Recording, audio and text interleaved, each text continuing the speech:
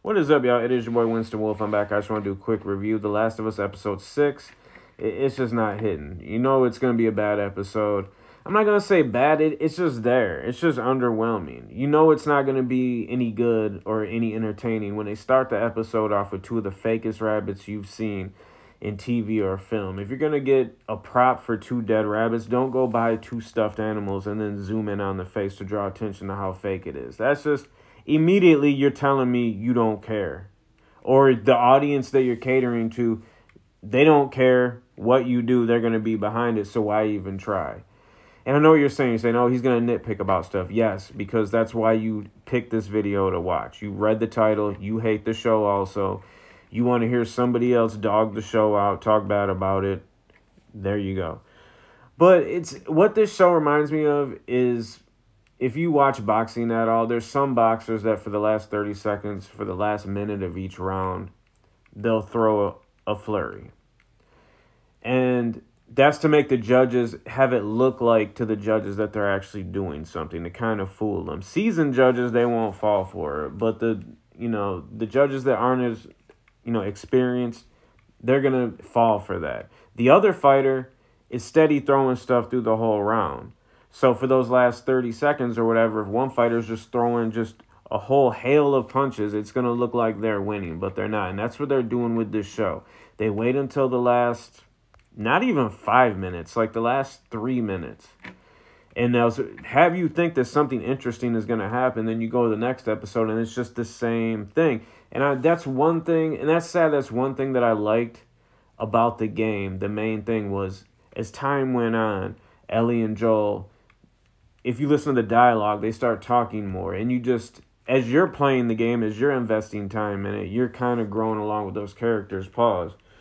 And I'm seeing that in this, but when I see it, the only positive feelings I'm getting is when I think back to the game. I'm not having any positive feelings towards this show. I'm not like, I'm liking what they're doing. I'm thinking back when I played the game, and like, I remember liking that. I want to play this game again. I'm definitely going to get it again for PS5, but they need to cut it out with these $70 prices for these games. Some people are busy. We want a game we can jump in, jump out on real quick. I don't want to drop that much on a game, especially a game that I've already bought 2 times. Come on now. But, yeah, it's all these episodes, it's dragging on and on and on. And I know that they feel like they're building character with. They're not. Because I don't think the actors have chemistry, the 2 main actors. I just don't. And I don't think it's Pedro's fault. As I've said before, I think the girl, Ellie, is severely miscast in this. But one of the things, and I'm going to nitpick again, and I've brought this up before, is just the small details and stuff. Like in the last episode, I think it was, where... the guy that was taking care of the deaf kid, they're hiding in that attic thing. And it's broad daylight, and he's just taking the covers off of the windows. I mean, they're supposed to be hiding. They're deathly afraid of getting caught. But yeah, they're just out, just pulling the stuff on the windows, just looking out the windows, checking out the scene. It's you got to pay attention to details. Like I said before, the little things, those things all add up. They all add up, But in this... with them out in the cold, Joel's just out there with a jacket on. He's got like a button-up little thin flannel or something underneath it, and then maybe a t-shirt under that. But that's it. He's walking around, no hat, no gloves. You know what I'm saying? Ellie, she has a hat on. Don't even button her coat up. And it's stuff like that just takes me out of it, because I live in Michigan. It's brutally cold here, right? So when I see stuff like that, I'm like, yeah, this is fake, because as soon as they yell cut, some production assistant is going to come with some giant goose down trench coat, throw it over him, or, put him in the trailer or whatever like that. I just want a little realism, especially if it's supposed to be this brutal, post-apocalyptic, eye for eye, just, what I'm saying? It's every day you live, that's just... one more day that you expected to live. You know what I'm saying? It's just, it doesn't fit. It doesn't fit. One of the things I did like, though, was Joel drinking with Ellie. Because you'll see dumb stuff like there'll be, an adult with kids in a situation to where they don't know when they could die, or just some kind of dire situation, and the kid might want to drink or something. They'd be like, no. You know what I'm saying? With this, that's actually some realism that I liked in it. He's like, go ahead, take a drink. You know what I'm saying?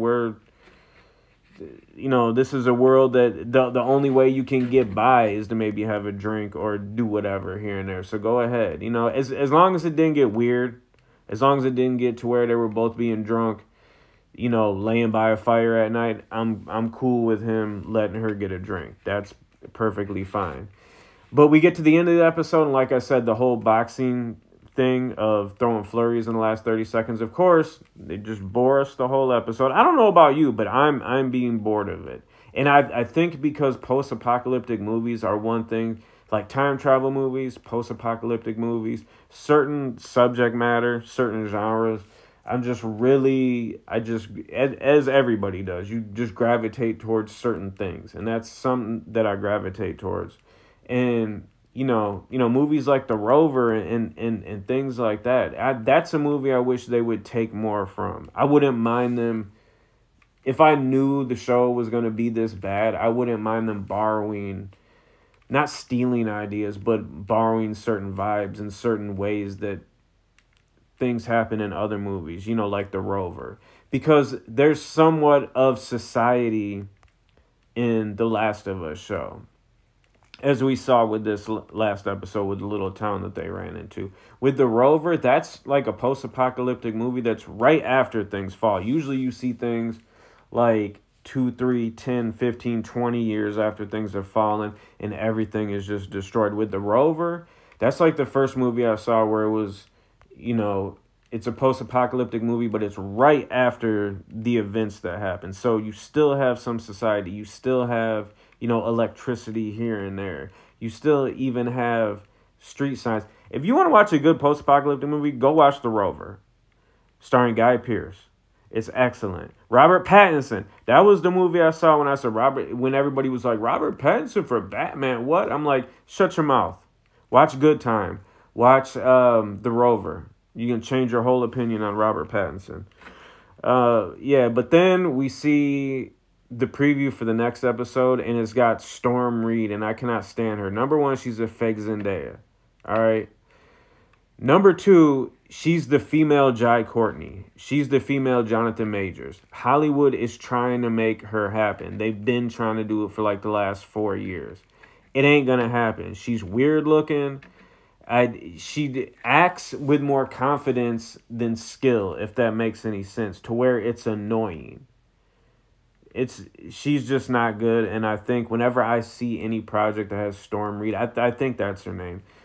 When I see any project that she's in, I automatically lose interest. I swear to God, I almost didn't watch The Suicide Squad because she played Idris Elba's daughter. I was like, no, I can't. Even for 1 minute, this is going to stain the whole movie for... And it has. I've watched The Suicide Squad twice. The second time, fast forward it past the parts with her in the beginning. She just straight brings down anything she's a part of.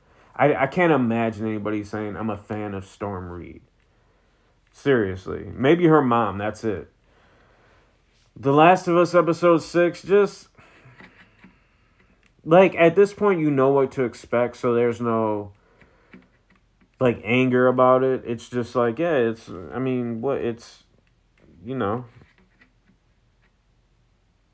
to 10 dog bones. How do I rate this? I don't, nothing. I've not given it any rating. It's just dragging on and on and on and on. Poor Pedro. But you know what? The new season of The Mandalorian's coming out. We can look forward to that.